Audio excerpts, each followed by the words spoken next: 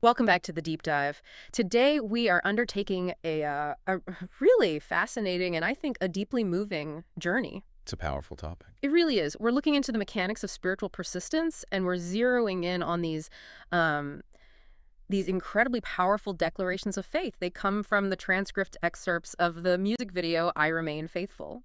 And this piece is, well, it's so valuable because it gives you this raw, unfiltered look at what it means to be a believer when life just doesn't make any sense. Yeah. It's almost like a roadmap for that human experience of struggle, and it's centered completely on this determined relationship with a divine presence. So our mission today for you, the learner, is pretty straightforward. We're taking this raw, poetic sentiment. The pain, the doubt, the commitment. Exactly. And we're mapping it directly onto central Christian theological themes. We need to give some structure to the intense emotions being described here and connect them directly to foundational scripture for, rapid but also really thorough insight. That's exactly right. We're going to analyze the emotional journey that's articulated in the song. And our goal is to identify the core spiritual principles in Scripture that speak to those universal questions. The questions that, let's be honest, so many believers grapple with when they're facing their own dark times. Right. So we'll be focusing on concepts like the experience of spiritual desolation, what's often called the dark night of the soul, and also the challenging nature of unseen faith, and finally, the transformative power you can get from embracing suffering. Okay, let's unpack this.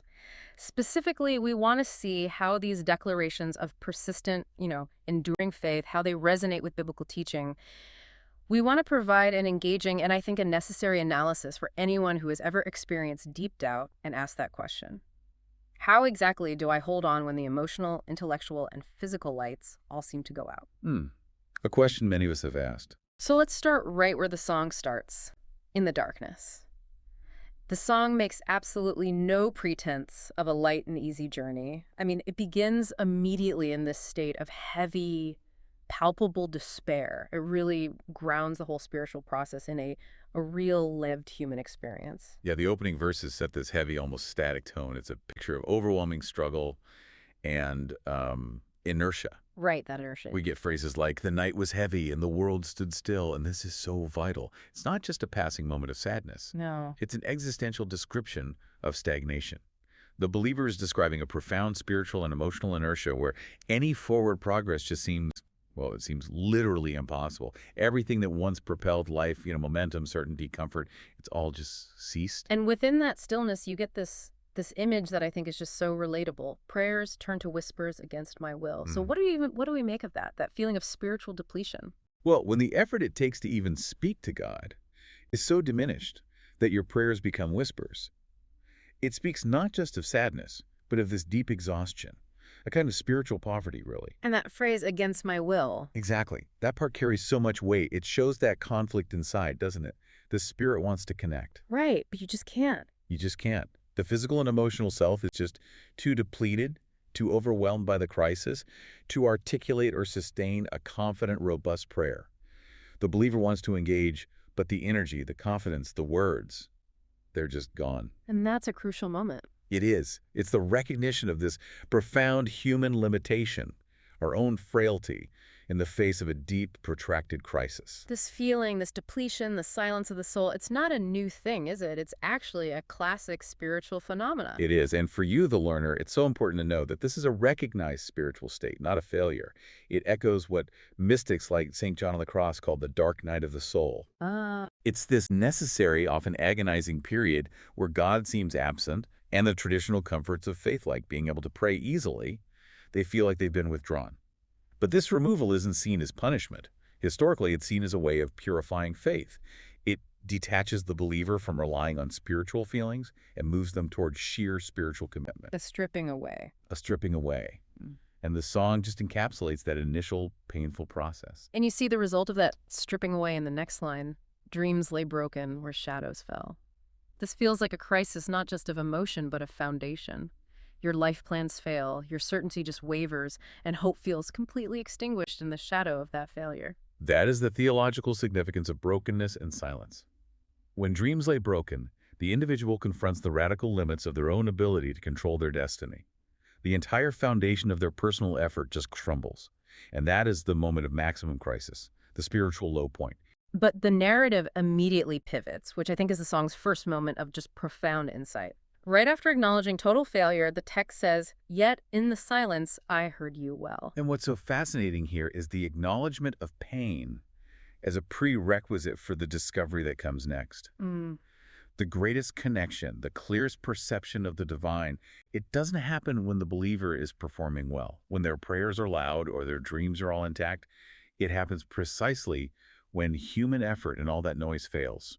So it suggests that divine communication, it persists and maybe even gets clearer when our own human endeavors fall silent. Yes, the silence, which at first felt like isolation or divine distance, it actually becomes the necessary environment for a different, deeper kind of communication to happen. So the volume of our own noise, our demands, our striving, our attempts to figure it all out, it had to drop before the connection could be perceived. Exactly. The search for answers gives way to the discovery of a hand. Exactly.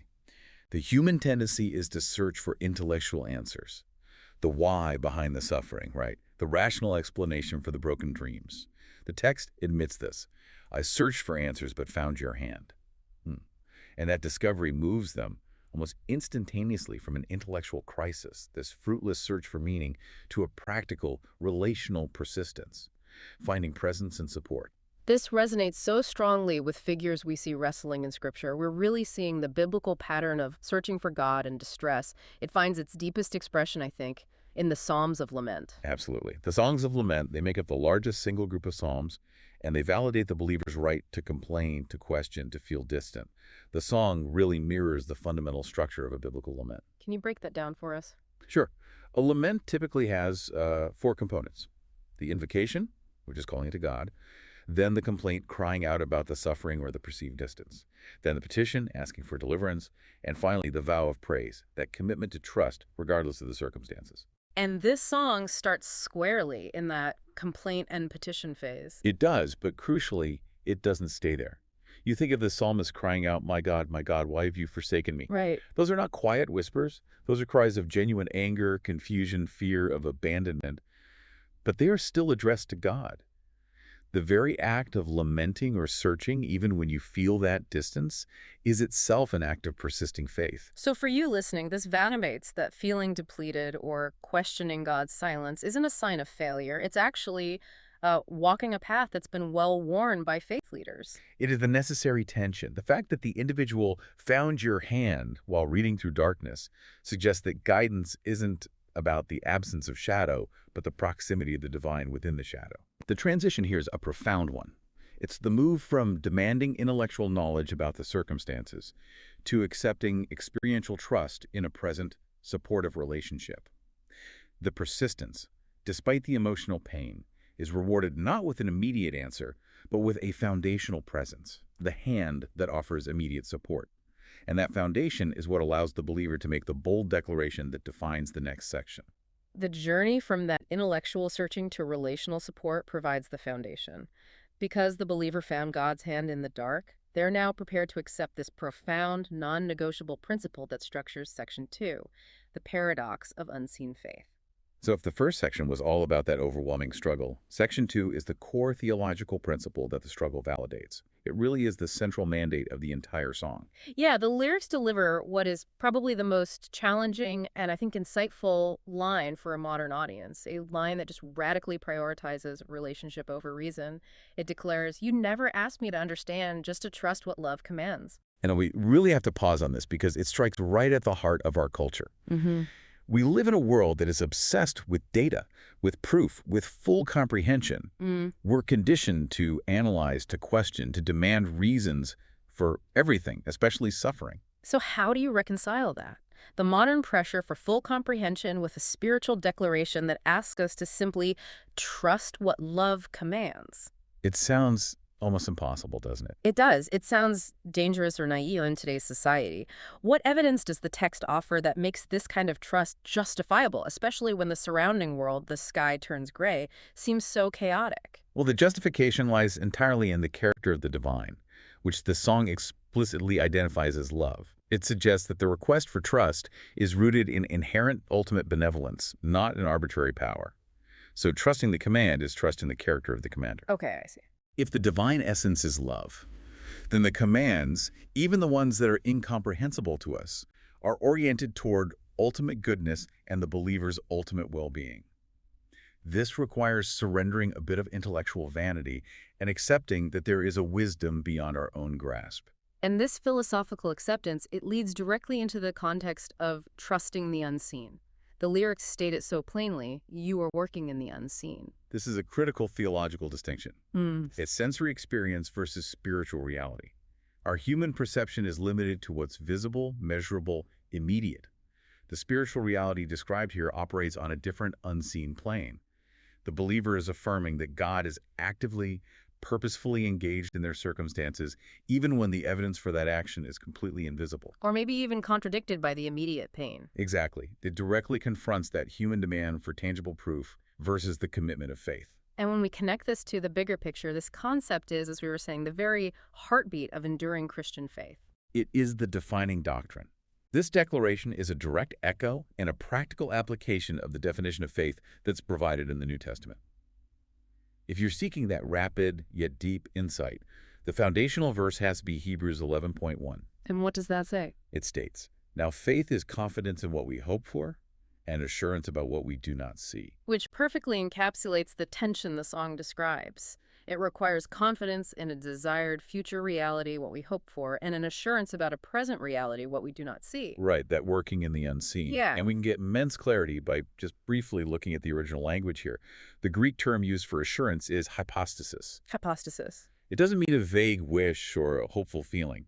In Hellenistic legal and philosophical contexts, hypostasis referred to the fundamental nature or the underlying substance of something. It was also used as a legal term meaning title deed. A title deed. So faith isn't just believing. It's like holding the legal, tangible proof, the title deed, for something that hasn't physically manifested yet. Precisely. The song's declaration that God is working in the unseen ties directly into this deep biblical understanding of trust. Faith is not blind. It is the certainty, the spiritual substance that God's benevolent plan is unfolding even when the evidence is invisible, or as the song says, when the sky turns gray. The gray sky is what we see with our eyes. But the working is what we trust with our hypostasis. That makes the internal affirmation so much stronger. I remain faithful when the sky turns gray. I call your name those silent days. Even in silence, even when things look bleak, the action of faith calling the name persists because the title deed is secure. And the commitment remains because the source of comfort is active and relational. Right. You hold me close and teach me to believe. And this idea is taken even a step further with that claim that God holds me close and teach me to believe. What specific kind of instruction or divine teaching is being suggested in moments of doubt? This is a really crucial distinction. It implies that belief is not some static cognitive acceptance that we possess, but rather it's a dynamic, learned state of being, and is continuously facilitated by divine intimacy, by being held close. So when doubt inevitably creeps in, the believer isn't just abandoned to self-correction or forced to intellectually reason their way back. No, they're actively taught how to believe by the one they are trusting. Yes. How does that teaching practically work? It works by demonstrating character. Often the teaching doesn't come through a textbook or a booming voice from the clouds. It comes through sustained presence during the difficulty. Okay. So for example, the persistence itself becomes the lesson. By providing just enough strength to endure the pain, the divine teaches reliance. By not collapsing the gray sky immediately, the believer learns patience and that God operates on a timetable and by a methodology that transcends their own. So the song is suggesting that doubt and unanswered questions, they don't negate God's action. They're merely limitations of our own perception that God uses as teaching moments. Exactly. We often insist that God must work according to our timetable or our comprehension. But Scripture consistently suggests that divine action operates on a higher plane we can't fully grasp. Yeah. Isaiah 55 reminds us of this. For my thoughts are not your thoughts, neither are your ways my ways. As the heavens are higher than the earth, so are my ways higher than your ways, and my thoughts than your thoughts. And that provides the ultimate context for that lyric, just to trust what love commands. Yeah. If our ways are so profoundly lower, then expecting to understand the complexity of the divine ways is, well, it's futile. It's the practical application of that profound scriptural concept. Imagine you're lost in a massive, complex maze on the ground level. You can't see the solution. Right. Only someone with a bird's eye view, someone with a higher way, can guide you. The song's promise is that the one with the higher way, the higher thought, is also characterized by love. And that commitment to the unseen work, trusting the character when the circumstances are chaotic, is the very bridge that takes the believer out of paralyzing despair and into transformation. And that bridge takes us directly into the heart of Section 3, the regenerative process of suffering. This section moves past just surviving the darkness and into the realm of being fundamentally and purposefully changed by it. It explores this really powerful metaphor of physical and emotional endurance. The imagery is intense. It's almost metallurgical. We hear, "Through the fire, you help me stand still." Stand still in the fire. In the fire. It's a deliberate, active choice of resistance and reliance, not panicked escape. The fire here is the trial, the immense pressure, the stressor, and the refining agent all at once. The focus is on being sustained within the adversity. This concept of active endurance is key. What is the fire meant to achieve in the individual, according to the text? Well, it causes this profound, painful shaping process. It's described with incredible poetic force. Tears became rivers that carved my soul. Rivers carve canyons and valleys. They are instruments of deep, slow, irreversible change. The acknowledged pain and grief, the tears, they aren't wasted. They were agents of shaping the internal identity. The soul is being carved into a deeper, more defined, and more resilient vessel. This moves us deeply into the theology of suffering and refining, which is so fundamental to the Christian narrative. The experience of intense pain, the tears becoming rivers, is understood not as meaningless destruction, but as intentional formation, suffering with a purpose. Absolutely. The world tends to view pain as senseless or something to be eliminated immediately. But the scriptural and theological view is that trials refine faith, comparing suffering directly to a metallurgical process fire removing the impurities from raw metal. The most classic connection here is 1 Peter. Okay. The scripture emphasizes that even though we suffer grief and trials, these have come so that the proven genuineness of your faith, of greater worth than gold, which perishes even though refined by fire, may result in praise, glory, and honor. So if gold is essentially worthless until it's been purified by fire, then the faith we hold is maybe untested and shallow until it's been similarly tested and refined. The suffering validates the faith. The song acknowledges the terrible pain, tears became rivers, but insists that its ultimate outcome is redemptive and purposeful. But I think the most profound statement about the end result of that pain is the affirmation, "Every scar of story you made whole."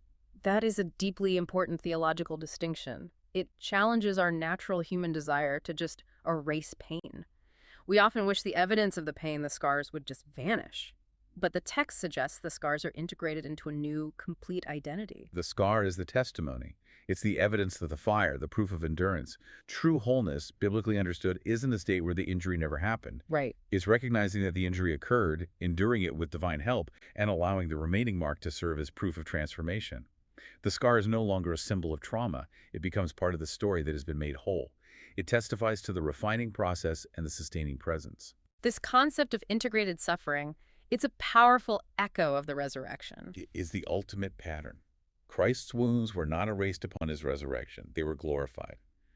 When Thomas doubted, he was invited to touch the wounds. The scars became the undeniable proof of Christ's identity, the reality of his suffering, and the power of his redemptive transformation.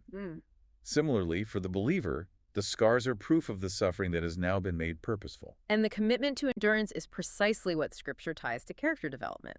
The song is articulating the steps described in Romans 5. That's the roadmap. Romans 5 tells us. We also glory in our sufferings because we know that suffering produces perseverance, perseverance character, and character hope. And hope does not put us to shame. The song mirrors that exact trajectory. Exactly. Acknowledging the suffering, persevering, stand still in the fire-developing character of the carved soul, which then leads to hope and the ability to declare faithfulness. So how does this apply directly to you, the learner, when you're asking, why me? Why this specific trial? Well, the song provides the answer that adversity is not a hindrance to faith. It's the very environment in which revelation and intimacy occur. The experience of every storm and every night is when your voice became my guiding light. The severity of the struggle is inversely proportional to the clarity of the spiritual guidance. When everything external is dark and confusing, the internal spiritual guidance becomes recognizable, paramount, and essential. The guiding light shines brightest when the storm is darkest. It forces a reliance that fair weather never demands. The fire, the carving tears, the storms, they all culminate in this internal testimony of sustained presence. So, having navigated the fire, accepted the scars, and found purpose in the pain, the thong transitions into this bold, energized affirmation. The intense feeling of distance and depletion from Section 1 is now directly contradicted by declarations of intimate, immediate presence. We shift from prayers turned to whispers to this powerful statement of nearness. You are near closer than I can feel, and you are near God to my pain. This addresses the earlier feeling of distance head on, but with a theological refinement. Closer than I can feel. That is the pivotal phrase. It confirms the theological premise we established in Section 2, that the truth of the divine presence is entirely independent of human sensation or emotion. Yes. Just because I feel distant doesn't mean the divine is distant. It reinforces the power of trusting the unseen truth, the hypostasis over subjective, fickle, emotional experience. And that presence is declared to be to my pain, offering not just observation, but profound personal empathy. The lyrics then detail the specific immediate help, which goes beyond mere feeling to these concrete actions of comfort. You lift the wave from the ground and breathe your sorrow when I'm without sound. Hmm. You, the listener, you want to know what this deep personal empathy and practical help looks like. Let's analyze those specific actions. Okay, so interpreting "you lift the way from the ground" requires a moment of linguistic clarity. In this context, way should be understood not as a geographical path, but as the Old English term for weariness, woe, or affliction. Ah, okay, the weight of it all. The weight of it all. It describes the act of the divine lifting, the crushing invisible exhaustion, the weight that prolonged spiritual or physical distress places upon the individual. It suggests a constant available source of strength in utter exhaustion, an alleviation of that crushing burden that made the earlier prayers so whisper thin. It's the moment the believer realizes they don't have to carry the burden alone. The divine steps in as the immediate source of sustenance. And then there is the beautiful, arresting image, breathe your sorrow when I'm without sound. It's just, yeah. The point you made earlier was great. This image removes the pressure of needing to perform in grief. When the believer is without sound, unable to articulate the depth of their grief or exhaustion, the divine presence is still articulating it, taking the sorrow and giving it breath or substance. This is profound, intimate co-suffering. A deep, personal empathy that validates the pain by sharing in it. Yes. That image is truly arresting. The idea that even when I have no words left, my pain is still being acknowledged and articulated by the divine presence. It's an assurance that even my silence is heard. And this profound sustenance connects directly to promises of divine presence that transcend circumstance, promises believers have relied on for millennia. We are talking about passages that promise divine assistance in moments of utter despair. Like Psalm 46.1. God is our refuge and strength, and ever-present help in trouble.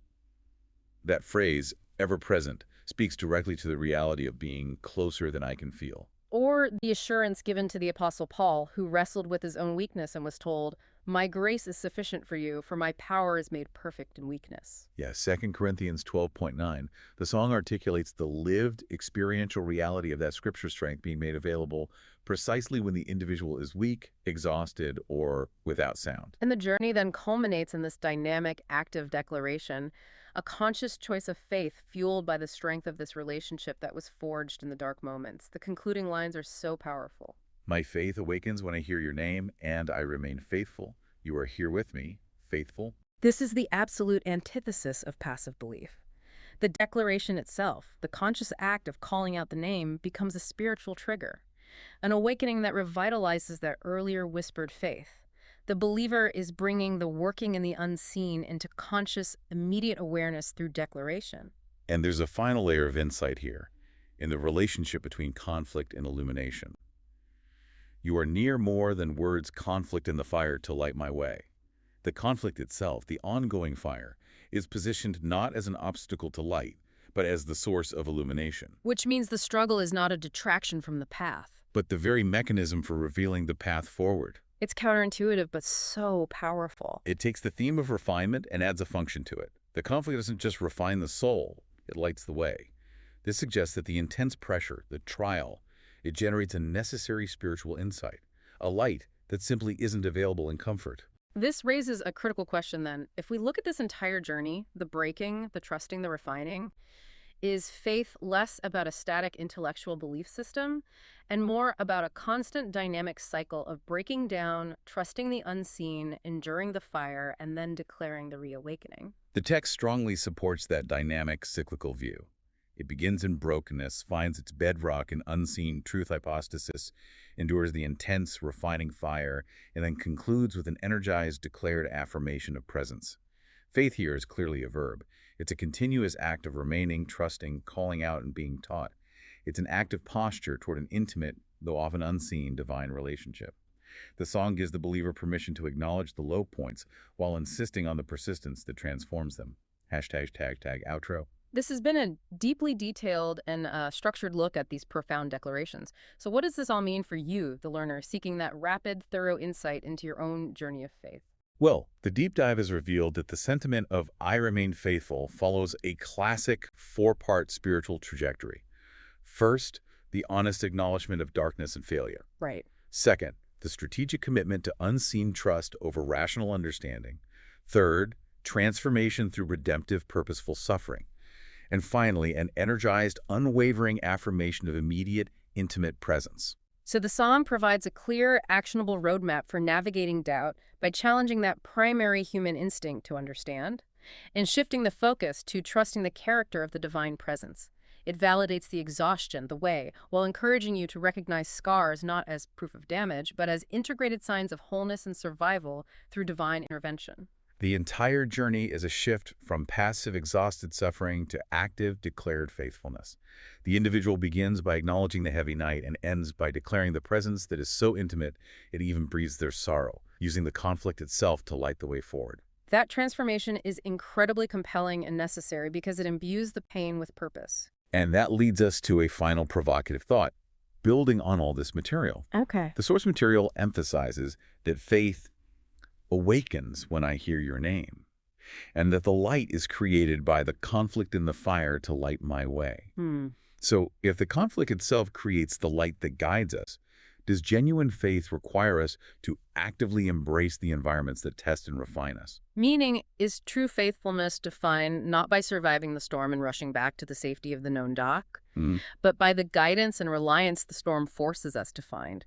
Does the fire not just test our faith, but actively sustain it by providing a necessary light? Precisely.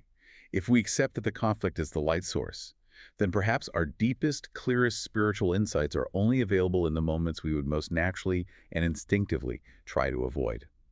It challenges us to reconsider the value of struggle as the primary catalyst for revelation and deeper connection. A powerful thought to leave with you as you reflect on your own journey through the darkness and into the light of persistent faith. Thank you for joining us on this deep